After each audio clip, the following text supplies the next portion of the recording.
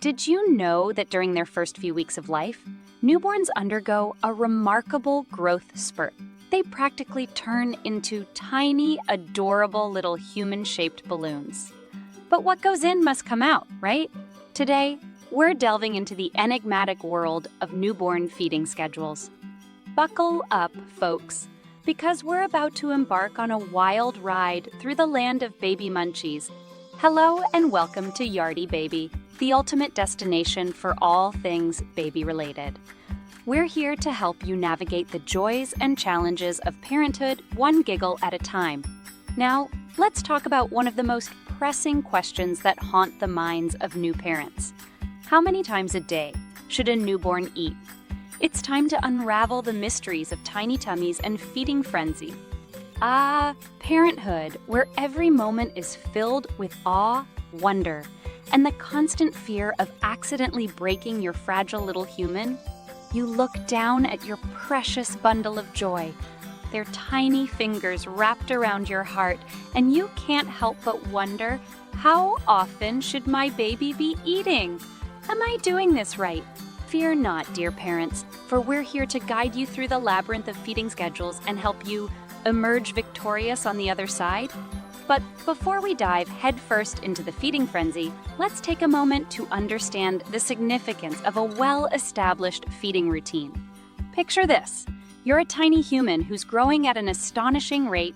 Your body is like a well-oiled machine, constantly demanding fuel to power your rapid growth and development. That's exactly what's happening inside your newborn's body. It's a race against time, where every feeding contributes to their exponential growth and magical transformation into a cute little chubster. Nutritional needs. So, how often should you feed your tiny human to keep their growth train chugging along? Well, here's the deal. Newborns have teeny tiny stomachs that can't hold much at once. They're like those pocket-sized containers that can barely hold your keys and a couple of coins. That's why it's crucial to offer them frequent, small feedings during their first few weeks of life. Aim for a feeding session every 2 to 3 hours, even during the wee hours of the night when the world is cloaked in darkness.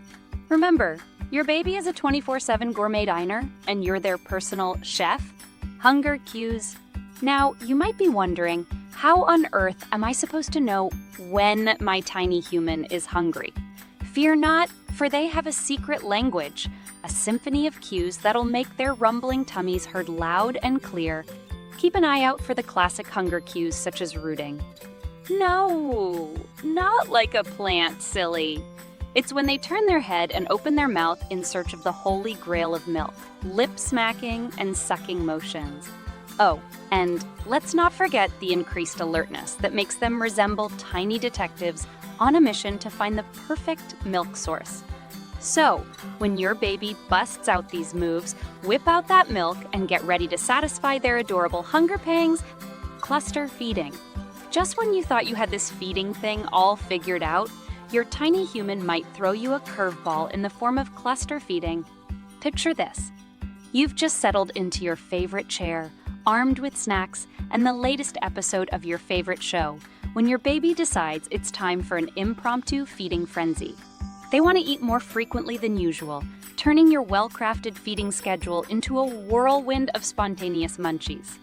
Don't panic. This is completely normal, and it usually happens during growth spurts. Think of it as your baby's way of saying, I'm going through a growth spurt, and I need all the extra nutrients I can get. Embrace these moments as an opportunity for increased nourishment and some quality bonding time with your little one. Consider it a mini marathon of cuteness. Now, let's address the age-old debate of breastfeeding versus bottle feeding. The truth is, when it comes to feeding schedules, the principles remain similar, regardless of your chosen method. Breastfed newborns tend to feed more frequently due to the easily digestible nature of breast milk. It's like sipping on a refreshing smoothie. You feel satisfied but crave another sip sooner. On the other hand, bottle-fed babies may consume slightly larger quantities at each feeding, resulting in slightly longer intervals between feedings. It's like savoring a satisfying meal that keeps you content for a little longer. So, whether you choose to breastfeed or bottle feed, The key lies in understanding your baby's needs and responding accordingly. Flexibility and communication. Now, let's get real for a moment.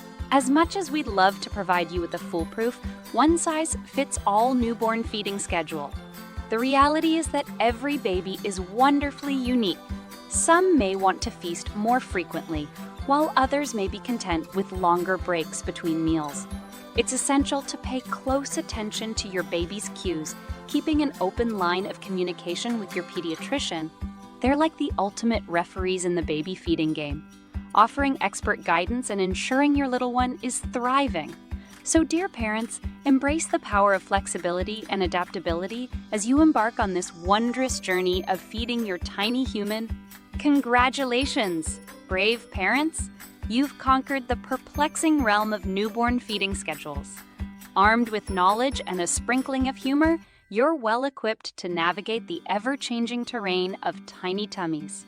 Remember, frequent feedings, keen observation of hunger cues, and the occasional cluster feeding frenzy are the pillars of a healthy feeding routine. So, go forth, rock those feeding sessions, and relish every precious moment of bonding with your little one.